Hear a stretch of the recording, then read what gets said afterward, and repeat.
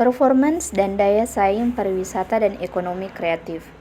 Penurunan pertumbuhan kunjungan wisatawan ke Indonesia lebih rendah dari rata-rata dunia Asia Pasifik serta Asia Tenggara.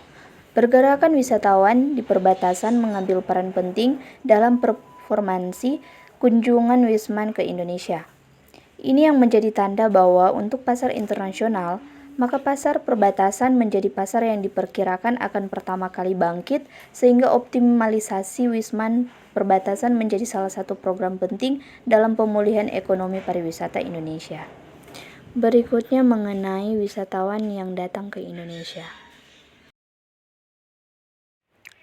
Jumlah kunjungan wisatawan mancanegara ke Indonesia bulan September 2020 mengalami penurunan drastis sebesar 88,95% dibandingkan dengan jumlah kunjungan September 2019.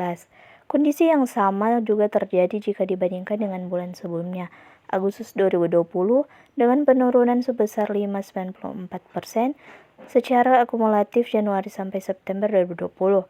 Jumlah kunjungan Wisman ke Indonesia mencapai 356 juta dibandingkan dengan jumlah kunjungan Wisman pada periode yang sama 2019 yang berjumlah 12,10 juta kunjungan. Tingkat penghunian kamar atau TPK hotel klasifikasi bintang 5 di Indonesia pada September 2020 mencapai rata-rata 32,12% atau turun 21,40 poin dibandingkan dengan TPK Agustus 2020. TPK bulan ini juga mengalami penurunan sebesar 0,81 poin. Rata-rata lama menginap tamu asing dan Indonesia ada hotel klasifikasi bintang selama September 2020. Telah tercatat sebesar 1,75 hari terjadi penurunan sebesar 0,11 poin jika dibandingkan dengan keadaan September 2019. Perkembangan lapangan usaha paragraf Q3 2020, pertumbuhan ekonomi triwulan 3 2020 masih mengalami kontraksi sebesar min 3,49%, tetapi tidak sedalam pertumbuhan ekonomi triwulan 2 2020 yang sebesar min 5,32%.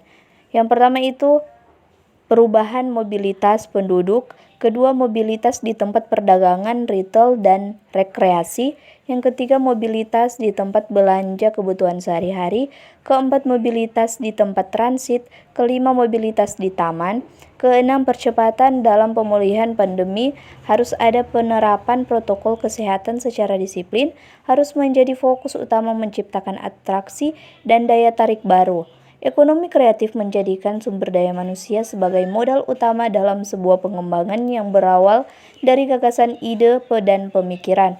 Diharapkan sumber daya manusia ini secara tidak langsung mengarahkan dan mencoba yang handal dalam berbagai bidang merupakan salah satu program untuk membantu para pelaku ekonomi kreatif khusus kerja sama yang dilakukan meliputi penyaluran, penjualan daring, dan secara online.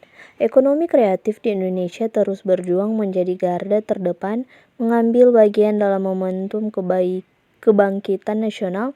Upaya ini dilakukan dengan mengadakan sejumlah program keunggulan guna mempercepat pemulihan sektor ekonomi kreatif.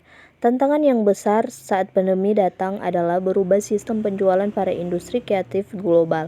Jika sebelumnya masyarakat lebih banyak membeli perlengkapan secara luar jaringan atau luring, saat pandemi cara tersebut tak lagi digunakan.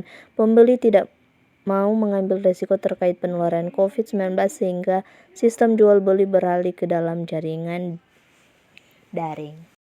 Berikutnya, pemerintah melalui Kementerian Pariwisata dan Ekonomi Kreatif atau Badan Pariwisata dan Ekonomi Kreatif tidak tinggal diam akan hal tersebut. Pemerintah terus memutar otak untuk mengubah tantangan ini menjadi kesempatan. Akhirnya tercetuslah program bimbingan terkait memasarkan produk secara daring bagi para pelaku ekonomi kreatif. Sejak bimbingan berlangsung, banyak pelaku ekonomi kreatif yang mulai beradaptasi dengan teknologi dalam memasarkan produk mereka. Hal tersebut juga menjadi salah satu kekuatan baru bagi sektor ekonomi kreatif tanah air. Nantinya, setelah pandemi berakhir, kemampuan untuk menguasai pasar daring akan menjadi nilai tambah bagi pelaku ekonomi kreatif di Indonesia. Ekonomi kreatif adalah sebuah konsep di era ekonomi baru yang mengidentifikasi informasi dan kreativitas dengan mengandalkan ide dan pengaturan dari sumber daya manusia sebagai faktor produksi yang utama. Konsep ini biasanya akan didukung dengan keberadaan industri kreatif yang menjadi pengerjawantahannya. Seiring berjalannya waktu, perkembangan ekonomi sampai pada taraf ekonomi kreatif. Setelah beberapa waktu sebelumnya, dunia dihadapi dengan konsep ekonomi informasi, yang mana informasi menjadi hal yang utama dalam pengembangan ekonomi. Pertama, mengubah tantangan menjadi peluang. Dalam hal ini perlunya para pelaku industri kreatif memanfaatkan digitalisasi menjadi kunci agar dalam kondisi pandemi masih dapat bertahan. Tren wisata dan strategi pemulihan pariwisata dan ekonomi kreatif pasca COVID-19. Wisata domestik lebih menjadi preferensi. Objek wisata yang lebih murah, driving tourism, diutamakan untuk mengurangi risiko penggunaan transportasi umum. Solidaritas untuk mendukung industri pariwisata dalam negeri. Wisatawan juga muda dari kalangan menengah atas lebih bersemangat untuk berpergian. Persepsi mengenai dampak COVID-19 yang lebih ringan pada orang-orang berusia muda. Kalangan menengah atas merasa lebih mampu untuk menghadapi risiko yang akan datang dari COVID-19. Golongan milenial merasa lebih terkekang di masa lockdown. Berikutnya, objek wisata alam menjadi lebih populer bagi wisatawan. Rasa tidak aman dari berada di lingkungan yang crowded.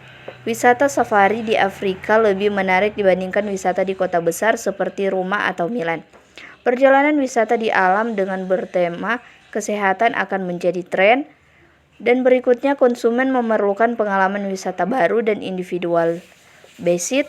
Yang pertama itu, COVID-19 mengubah paradigma culture of sharing menjadi culture of distancing. Wisatawan memilih untuk berlibur di tempat yang menyediakan pengalaman berjarak, contohnya staycation di hotel villa yang jauh dari keramaian. Berikutnya, preferensi pemangku kepentingan setelah pandemi. Pertama, pemerintah. Pandemi teratasi, perekonomian bangkit, kondisi nasional yang healthy, dan higiene safe and secure. Yang kedua, dunia usaha pariwisata, substansi bisnis spending investasi akan melambat, likuiditas dan pertumbuhan kredit usaha juga melambat, menjadikan unsur healthy and hygiene, safety and secure sebagai dasar pengembangan produk wisata. Yang ketiga, wisatawan berhati-hati dalam pengeluaran, lebih selektif memilih destinasi dan atraksi pariwisata dengan mempertimbangkan kesehatan dan keamanan. Tren mass tourism berganti dengan private tourism. Yang keempat, masyarakat, lingkungan yang healthy, hygiene and safety and secure. Perekonomian kembali bergairah, pola pengembangan destinasi lebih ramah lingkungan. Yang terakhir, strategi dan arah baru pengembangan pariwisata pasca COVID-19. Sudah saatnya Indonesia mempunyai konektivitas sendiri, tidak bergantung pada negara lain, menjadikan Indonesia menjadi hubungan ekonomi dan pariwisata di Asia bahkan dunia. Berikutnya menjadi lowest hanging fruit yang ada untuk akselerasi dan mengembangkan kegiatan yang mempunyai dampak menyeluruh bagi bangsa Indonesia.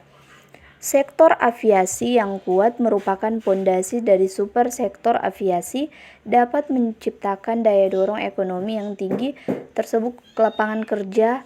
Sektor aviasi Indonesia masih belum optimal, namun memiliki potensi yang sangat besar. Tuntutan minat yang besar terutama dari negara-negara yang menjadikan pasar wisatawan Indonesia harus diselenggarakan dengan ketersediaan rute dan meningkatkan kapasitas kursi yang masih terbilang rendah dibanding negara tetangga.